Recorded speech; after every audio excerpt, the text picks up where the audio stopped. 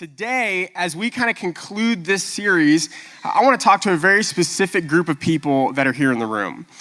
I want to talk to those of you who are here this morning and you are in a place where you just still haven't crossed that line of faith yet. Maybe you were here last week and you've been coming to this series and you've sort of been checking it out and you've been hearing Dan talk about faith and God as it pertains to this conversation we've been having, and you just can't get there for whatever reason. Maybe you just have some hesitation, some questions that you just can't quite wrap your head around. And you're just like, man, as much as I wish, last week if you were here, as much as I wanted to kind of stand up, I just couldn't get there intellectually and be honest with myself because I just have some obstacles in the way. Right? Or maybe you were here last week and you heard Dan kind of give that response at the end where he just invited us to, just start following Jesus. And you were so close and you maybe even stood up and you said, I want to give this thing a try. I want to put aside my preconceived ideas of who God is and really approach the God that Jesus talks about and that Jesus embodied in the Bible. Maybe that was you and you did it last week and it was so cool, but then you got home. And it was like, you got home and you just thought to yourself, like, what am I doing, right? Because I still have questions and I still have these hesitations. And you thought to yourself, like, did I just make some sort of emotional decision in the moment? I want to talk about that today. I want to talk about what do you do if you still have obstacles? Because here's my hope for today. And I realize this may be a little bit naive and this maybe is a little bit even unrealistic. But this is my hope for today, is that you would take a step towards Jesus. Like, that's it. That you take a step towards Jesus because like Dan talked about last week, man, the way of Jesus is just the most compelling way to live. I truly, honestly believe that with all my heart, that when we really pattern our lives after Jesus and live like he did, when we do the things he talked about, like loving our neighbor, like helping those in need, embracing justice, living humbly, bringing hope. Like this truly is the greatest way to live. And man, like that's the beginning of purpose and joy and peace. And I want that for every single person here. I want that for you. I want you to follow Jesus. But I realize that may be a little bit naive and unrealistic because if you're here and you're not a Christian, there's a reason you're not a Christian, right?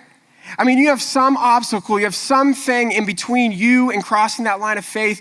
And if we were sitting down this week and having coffee and I was sitting across the table from you and I just said, hey, just level with me, like, where are you at?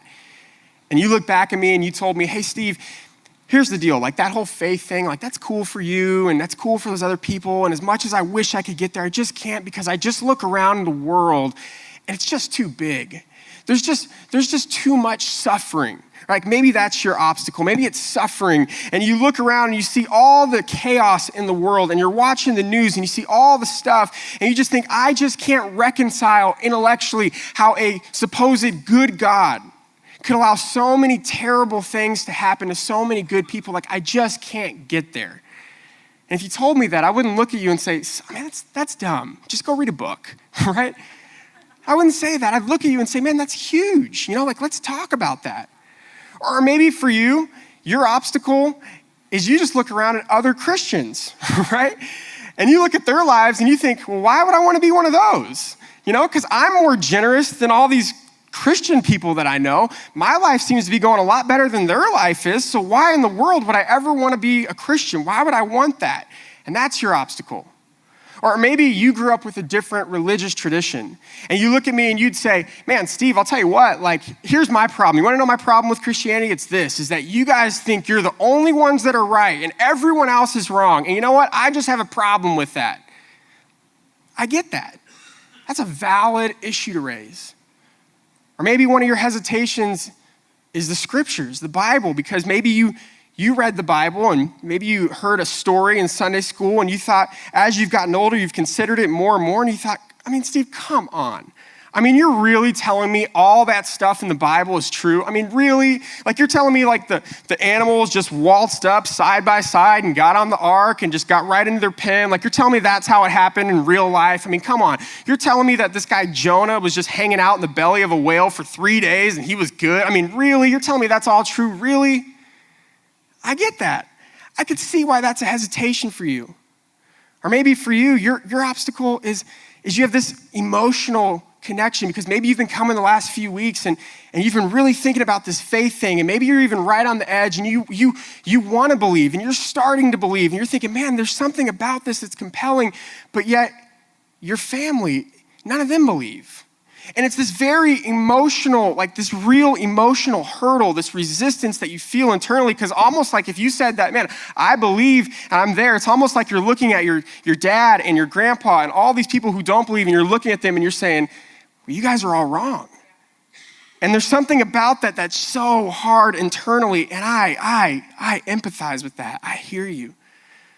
Or maybe you're like a group of people that I used to work with before I came on staff here at the church. I just worked at a place here in town, and all my coworkers and all my friends that weren't Christians at that job, they were in this category of people. It wasn't that they had these major obstacles or hurdles or issues with faith or God. It was just, they just don't really care all that much. It's just not really on their radar. It's not that they have anything against God. It's not that they have anything against me. It's just like, I don't think about that. It's just, I don't understand why it's that big of a deal. It's just not me. If I was to walk up to them and say, hey, you should become a Christian. If you thought about becoming a Christian, why don't you do that? They would look back at me and say, well, why don't you become an astronaut? Or why don't you stand on one foot and spin around? You could do that, and there's nothing wrong with that, but it's just not even on my radar. And I just don't care. Maybe you're in the room and that's your deal. See, because here's the thing. For me to stand up on this stage today and say, hey, I want you to cross that line of faith. I want you to be a Christian. I realize that is a very unrealistic thing for some of you because you have some very real obstacles. You have some very real things between you and crossing that line of faith. And I get that. And I think it's important that you wrestle through some of those things. I think it's important that you just can't come in here and just ignore all those things. And that's not the point of today's message, is if you have some real things, listen, these are big deal things. But the point of today's message, what I want to propose to you is really, it's simply this. The tendency that we have is we think that I have to work through every single obstacle before I can move forward. I have to wrap my head around every single question that I have before I can take a step forward in faith. And what I simply want to propose to you today is this, is that you can believe in something without understanding everything. Just stay with me here. You can believe in something without understanding everything. And really, for those of us in this room, if you're here, and for those of us who became a Christian as adults, we kind of crossed that line of faith. Isn't that our story? Wasn't that true of you? I know that was certainly the case for me that, listen, I didn't cross that line of faith and get saved because I had every obstacle worked through, because I had every question answered. No, of course not. I still had questions. I still had things that I had to work through. I still had hesitations. That wasn't what made me cross that line of faith. But you know what happened? And this is what happened to you too, probably, if you've become a Christian as an adult, is that there was something that came along that shifted your perspective. There was something that happened that came along and it shifted your perspective. And all of these great questions, they were all still there. They didn't all go away, but something came along that shifted your perspective that just made these things a little bit smaller. They're all still there. It just made it smaller. And I don't know what that was for you. For some of you, it was when you had this moment before you came to faith, and you had this moment when you realized that you were addicted. And you thought you had a handle on it, but then you just came to this moment of self-realization where you thought, man, this thing is bigger than me. I can't seem to get past it. I just keep falling in the same patterns. And man, I need help outside of myself. And it shifted your perspective. Or maybe it was when you had a family member get sick, and all of a sudden in that moment, you found yourself praying more than anyone else that you've ever met in your life. And you thought, man, I don't even know, God, if you're real, but if you're real, I need you now more than ever. And it shifted your perspective. Or maybe it was this moment of just self-realization where you sat awake in the middle of the night and you stared at the ceiling and you just had this moment of, gosh, my life just feels empty. I just feel like something's missing, and it changed your perspective. Or maybe it was this moment like some of these parents probably had when they dedicated their kids today and they had a kid, and all of a sudden your world gets flipped upside down because you are suddenly responsible for another life, and you're thinking, dear God, I need help. This is bigger than me. And you see, when those things happen, when you experience something that shifts your perspective, suddenly, whether or not, Adam and Eve were historical figures, suddenly whether or not the earth was created in 6 literal days, suddenly whether or not who wrote, each book of the Bible, all those really great questions, they're all still there, but all of a sudden in those moments, they just don't matter as much. They've shrunk. They're still there, but they've shrunk. Why? Because all of a sudden something shifted. And God and Christianity, it moved from just being an intellectual idea. It moved from just being a philosophical category, and it shifted to something much more personal. And here's what I want to tell you today is that, man, when something gets personal, it changes everything. It changes everything.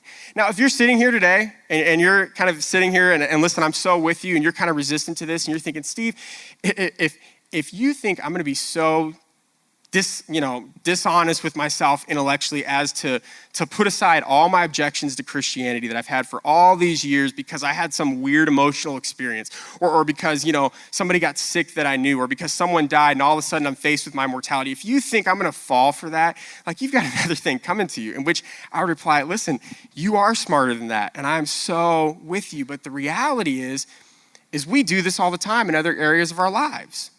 We allow our hesitations and our objections to shift and to become smaller in light of something becoming personal. We do this all the time. And let me ask you, let me show you this in a second, but I want to ask, all the fellas in the room, all the married men, okay? Just I need you to think back. Some of you have been married in here forever, but if you're in the room, you're a married man, I want you to take a moment and remember back to the time before you were married, when you were single and free and you enjoyed life, before you had all the responsibilities and obligations that come with marriage. And do you remember, before you got married, all the reasons you had for not wanting to get married? Remember that?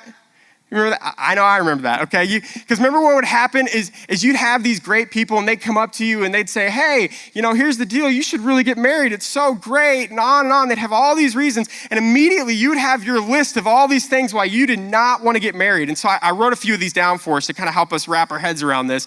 And ladies, just bear with me. Don't get mad at us, okay? This is not our fault. This is just the way we are, okay?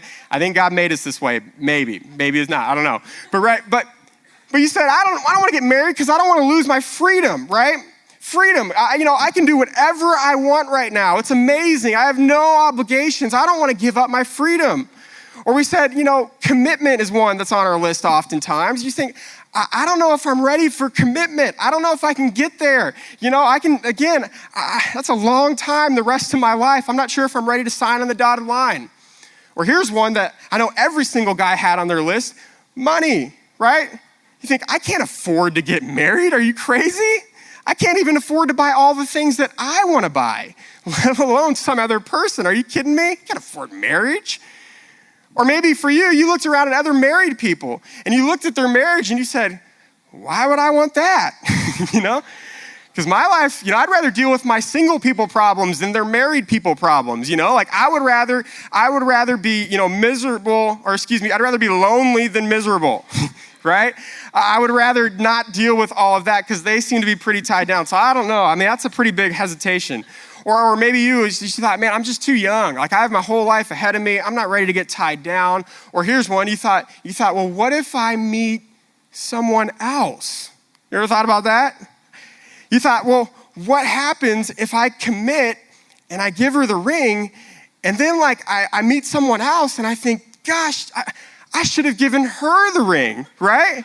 You think, well, what happens if after 2 weeks or after a week, or heck, what if it's right after I say I do and we're at the reception and the caterer walks in and I think, oh man, I knew I should have waited for the caterer, right? What was I thinking? What if I meet someone else, right?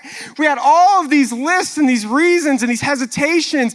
And here's the deal. How many of us worked through each and every single one of these before we got married? Yeah, none of us, right? None of us worked through all of these, all these objections. And maybe you're the exception because, I'll be honest, I have not interviewed each and every single married man in this room. So, here's what I can say though, is I've never met one married man who's come up to me and said, well, here's what I did, Steve.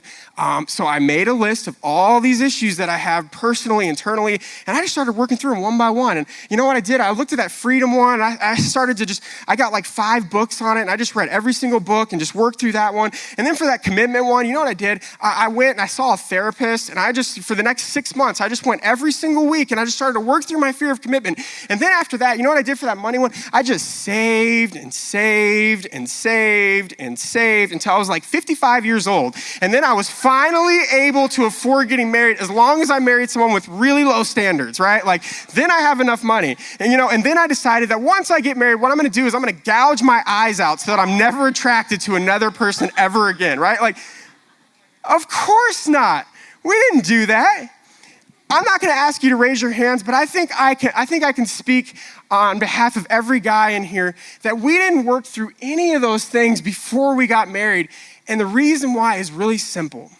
Because, well, no, not that one, the next one. Because love, right? Because love. I don't know who's doing slides up there. That can't be right. It's a little bit inappropriate, so sorry for that. Thanks for coming to church today. But what happened? You fell in love, didn't you? And all of a sudden, when you fell in love, everything changed, because when love came along, all of a sudden marriage, before it was just a category. It was just an idea. It was just this thing, and you could have all your objections and all your hesitations and all of that. It was all valid. It was all real. It was all there. But then what happened? You fell in love, and it got personal because you met a somebody. And all of a sudden, it wasn't just about marriage anymore. It was about Mary. And it wasn't about commitment for the rest of your life. It was about her, right? And all of a sudden, everything shifted because you fell in love. And all these things, they were still there. They didn't go away, but it shifted and got smaller in the face of love. Now, ladies in the room, there's so many examples of this for you, and I just thought I'd ask you one question, and it's simply this. I don't know if you've ever thought about this before, but why in the world, ladies, in a million years, would you ever want to have a baby?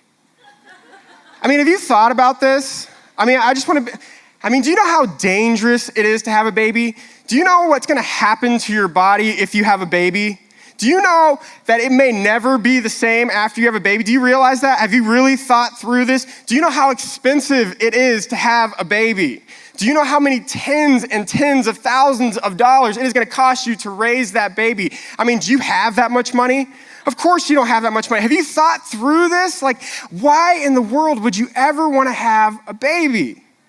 It's not because you've worked through every single hesitation that you have. It's not because you worked through the risk factors. It's not because you worked through the physical factors. It's not because you worked through the financial factors. It's not because of any of those things. It's because there's something inside of you that shrinks all of that down when all of a sudden it becomes personal, because you're not just talking about having a baby, you're talking about having your baby. And it changes the conversation, because listen, something changes when it becomes personal. Something changes when it becomes personal. Now, here's all I'm saying. When it comes to our faith, I think you've got to keep your objections to Christianity front and center. I think you got to keep asking big questions. I think you got to continue to be honest with yourself. I think all of that is so, so important. The point of this message isn't that those questions that you have, they're not a big deal. Because listen, they're a big deal, okay? If it's a big deal to you, it's a big deal. But what I want to get at, and what I'm saying, is that at the end of the day, there is a way where you don't have to have your head wrapped around every single one of those things, because when it becomes personal, it shifts. And see, chances are that when you decide to follow Jesus, if you ever decide to follow Jesus, there are still going to be some things on your list. There's still going to be some questions and hesitations. But what I've discovered, and what we've discovered, those of us who have followed Jesus, is that over time, some of those things will begin to shrink.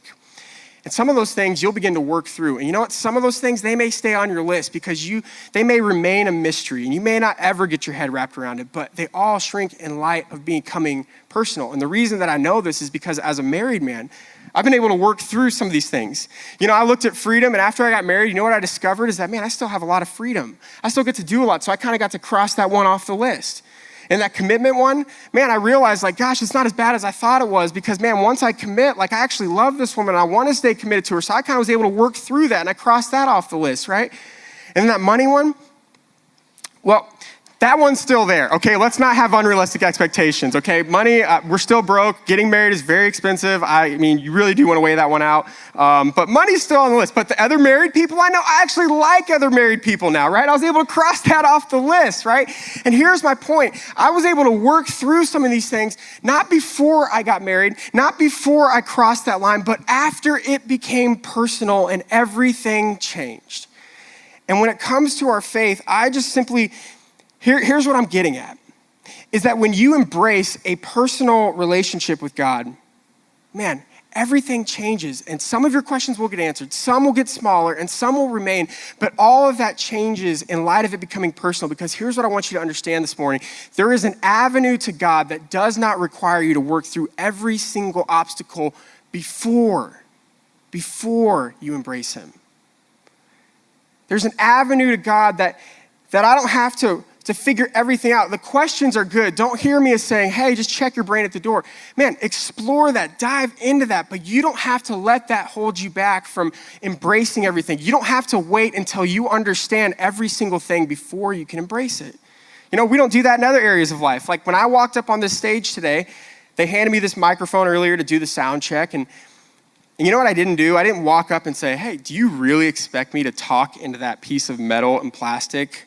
Do you really think I'm going to come up and do that? Because I'll be honest with you, I have no idea how this microphone works, okay? Like if you were to ask me to explain I have no clue how it works. I don't know how my voice magically transports into these speakers and gets louder and they can record. I couldn't even begin to explain it to you. All I know, I don't know how it works. I just know that it works, right? And you know what? Just because I didn't fully understand the way the microphone works, it didn't stop me from fully embracing it because I know that it works.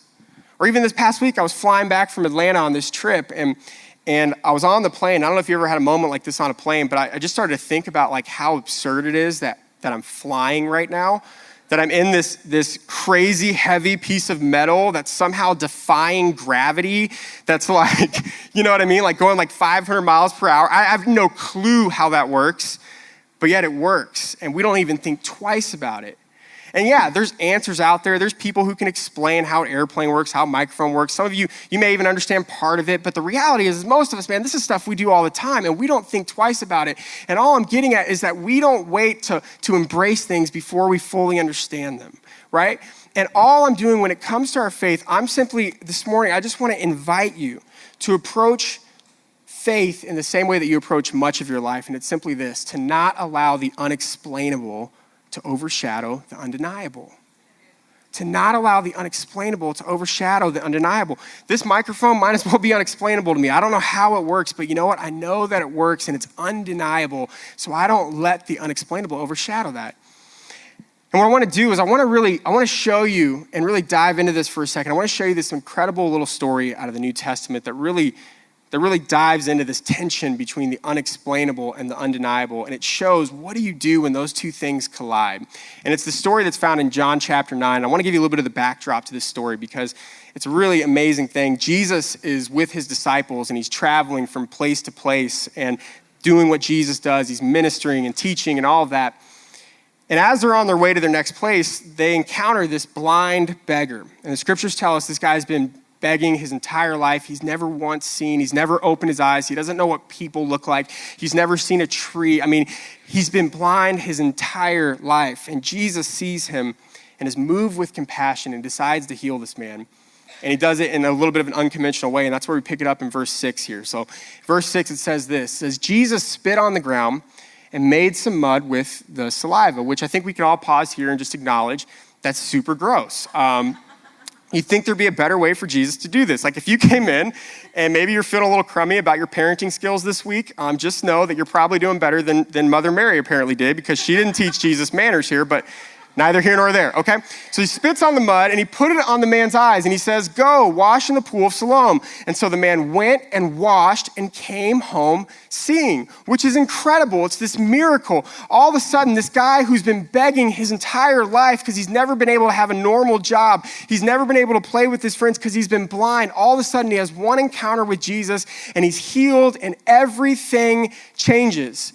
And it's this amazing story. And so then it goes on, and this is what happened next. His neighbors and those who had formerly seen him begging asked, isn't this the same man who used to sit and beg? Some claim that he was. Others said, no, he only looks like him. Why? Because it's crazy, right? Like, it doesn't make sense. It is unexplainable that there's this guy that's been begging his entire life, right? And all of a sudden, the next day you show up and he can see and he's walking around like normal. And they thought, there's no way that can be the same guy. And so the guy's like, no, it's me. And this is what it says in the next verse. He says, he himself insisted, I am the man. So then they ask him a question. They say, okay, well, how then were your eyes opened? Which is a pretty fair question. If I was there, I would be asking the same question. What are they saying? They're saying, explain this to me. Help us wrap our heads around it because it does not make sense. And so he does. He explains exactly what happened. He said, well, the man that they called Jesus made some mud and he put it on my eyes, and then he told me to go to Siloam and wash, and so then I went and I washed, and then I could see. Make sense? To which they all replied, no, it doesn't make sense. Like, of course not. They're thinking, like, what are you talking about? You need to give us an explanation that actually makes sense to us. Like, that's not gonna work. What else do you got? And so then they ask him a really ridiculous question next. This is what they said. They said, well, where is this man? They asked him. He said, I don't know. I was blind. I could not see him, right? I mean, it doesn't actually say that, but I think it's implied there because it's like, I don't know. Like, I was blind. I went to the place and I could see after. I never saw the guy. I don't know where he's at, right? And so it goes on. And it says this, now on the day which Jesus had made the mud and opened the man's eyes, it was a Sabbath. Now this is important to point out because in those days, the Jewish law was very strict that, man, you don't do any work on the Sabbath. But apparently no one told Jesus this because he healed this guy on the Sabbath, which apparently is work. And so the Pharisees, the religious leaders of that day, they got word of this. And they didn't like that very much. And so they launched this investigation to figure out what happened. And this is what happens in the next verse. It says, so the Pharisees also asked him how he had received his sight. He said, well, he put mud on my eyes. He's explaining this now for the second time to another group of people. And he says the same thing. I washed and now I see. And some of the Pharisees said, well, this man is not from God because he does not keep the Sabbath. Now, we got to stop here for a second because you have to understand this. What's happening here is these Pharisees, these religious leaders, they have the same preconceived ideas of God that we all carry with us. They had their little God box of how God is supposed to be and what he's like, and they had this neat little thing where here, God's got to fit in my box, and we all do that too. We all have our impressions and our perception of what God's like. And the Pharisees, they see this thing that's unexplainable because their perception of God is that God would never, ever, ever, not in a million years would he ever heal someone on the Sabbath because that just does not line up with their God box. It does not make sense. And so they're in this moment where it's absolutely unexplainable. And this is what happens next. Some of the Pharisees said, this man is not from God, but others asked, well, how can a sinner do such miraculous signs? So they were divided. See what's happening here. It was unexplainable that Jesus could heal this guy. It was unexplainable that it could happen on a Sabbath. Like, that did not make sense. But yet, what was also at the same time undeniable was here before them stood a man who was blind, but now he sees, and it's undeniable. And so they're faced in the middle with this tension. What do we do when something is unexplainable and yet also undeniable? And the Pharisees, unfortunately, did what so many of us often do.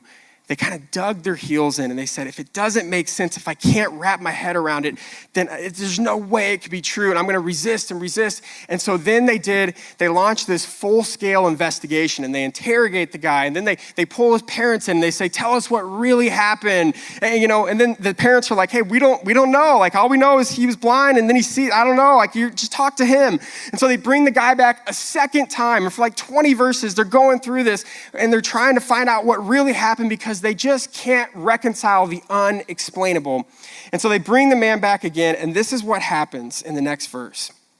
It says, a second time they summoned him, the man who had been blind.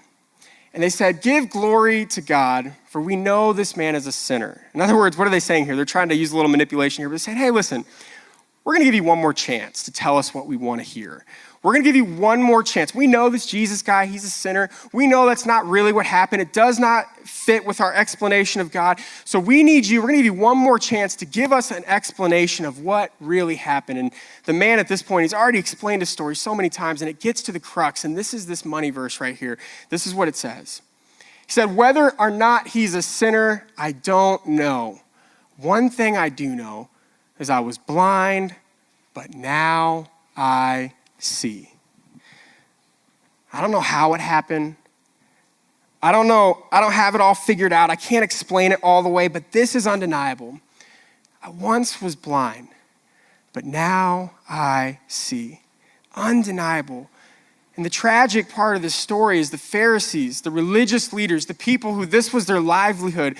They were so obsessed with the how, explain it, that they missed the miracle that was right in front of them, flesh and blood right in front of them. They miss it. Their whole lives were about trying to serve God and to find the Messiah, and the Messiah is standing right in front of them, and they missed it because they couldn't get past the unexplainable. They missed the undeniable. And see, today, as we bring this whole series to a close, if you're in the room and you still haven't crossed that line of faith, listen, I know you still have questions. I know you still have hesitations. I know that there's things that you still haven't got your head wrapped around, and that's okay. We're gonna get to all of that. But here's what I would tell you today, is you don't have to understand everything to take a step, to believe something. You don't have to ignore the undeniable because there are parts that are unexplainable. Because here's what I know that's undeniable. 2,000 years ago, this guy from Nazareth shows up in Galilee and he starts preaching this irrelevant message. And he's just a normal guy. His dad's a carpenter. He's kind of your normal Joe Schmo guy. No one knows who he is. He's pretty unremarkable. And he starts preaching this message that's really irrelevant, that no one wants to hear. He starts preaching things like love your enemy. He starts preaching things like you should pray for those who hate you. When someone slaps you, you should turn the other cheek. I mean, this was stuff that no one wanted to hear. No one could care less about. Totally irrelevant. And then he starts making these outlandish claims that he is the only way to God, that he's the light of the world. And people are looking at him like, this guy's crazy. Much like you and I would probably look at him if someone in this room said, I'm the light of the world. I'm the only, I think this is a crazy man. And so this guy has this totally irrelevant message and this totally outlandish claims that he's making. I mean, you and I should never know his name. We should have never heard of him before. It's unexplainable that we would have heard of him. We should have never known him. His message should have never left the first century. I mean, it does not make sense unless something happened. Because this same man also said that he was gonna die for our sins. And he said he would rise again and overcome death for us. And then the craziest thing happened. It happened. And there was hundreds of people that were eyewitnesses to this, that saw it with their own eyes. And it changed everything. And all of a sudden, this movement started. And some of these people, many of them gave their lives to this cause and this movement, not because of something that this man said, but because of something that they saw, a resurrection. They were there, it changed everything. And then something happened. This man who never started a political movement, he never wrote a book, he never even left 25 miles outside of his hometown. He never did the things that you're supposed to do if you're gonna start a religion. He didn't do any of that, but yet a movement started. And here we are, thousands of years later, and on every single continent, in languages that you and I have never heard of, there are people all over the world, millions and millions of people who have claimed to have a personal interaction with this man, Jesus. And though they come from different cultures and backgrounds and all of that, there's this central thread that they would claim that Jesus has changed their lives. And it is absolutely unexplainable. And yet, it is absolutely undeniable. And see, today, I remember the first time that became this Jesus guy became personal for me. And it wasn't because I had every question answered or because I had every obstacle overcome, but there was this moment on February 29th, 2004, when what was also undeniable was that there was this something inside of me that longed for more. That just said, God, this it's just not working. I just feel like my life is empty, and if this is all it is, there's no meaning. And see, all of us have a moment like that from time to time. And if you have a lot of money, you can run for a long time and you can fill your life with meaning and experiences, and you can buy a lot of stuff and have a lot of friends, and you can go that way for a long time if you have a lot of money and just keep swapping people and stuff. But inevitably we all come to this moment where we just sit there and we look in the mirror and we think, there's got to be more than this. And that's where I was. And so I had this moment when I looked around, and it was undeniable that there was something about these Christians. There was something about them that was different. And they weren't perfect, and I didn't know what it was, but I just said, man, there's something there, and I don't know what it is, and I can't put my finger, I can't explain it, but I want that. And so I decided to follow Jesus. And it was the beginning of a journey of healing, and restoration, and hope, and purpose, and fulfillment. And I can't even explain it all the way. All I know is I once was blind, but now I see. And see, this morning as we bring this thing to a close, here's how I want to end today. I just want to end with you. Because I think there's some people here in the room that, you know what? You've been considering this whole Jesus thing, and there's something inside of you that says, you know what, there's something about Jesus that's undeniable, I'll give you that, but I still have these hesitations, I still have these questions and these obstacles, and there's these parts that are unexplainable. Today, I just want to invite you to take a baby step forward, okay? I'm not even going to ask you to go all the way. I'm not even going to ask you if you're not ready to cross that line of faith. If you say, I'm just not there, that's okay. There's no pressure, there's no arm twisting. I just want you to take a baby step forward, and I want to invite you to just pray a simple prayer in just a moment that just goes something like this, that says, Heavenly Father, help me to want to know you more than I want to know the answers to my questions. Just start there. Heavenly Father, help me to want to know you. Yeah, I still have my questions. I still want to get those answered. I still want to work through that, but help me above and beyond all that, secondary, to want to know you. In other words, God, I invite you to make this personal, because when it's personal, it changes. So I'd invite you to pray the simple prayer, because this is the kind of prayer that your Heavenly Father can't wait to answer. Because when we start praying prayers like this, all of a sudden those questions, some of those start to shrink. Some of them you'll begin to find the answers to.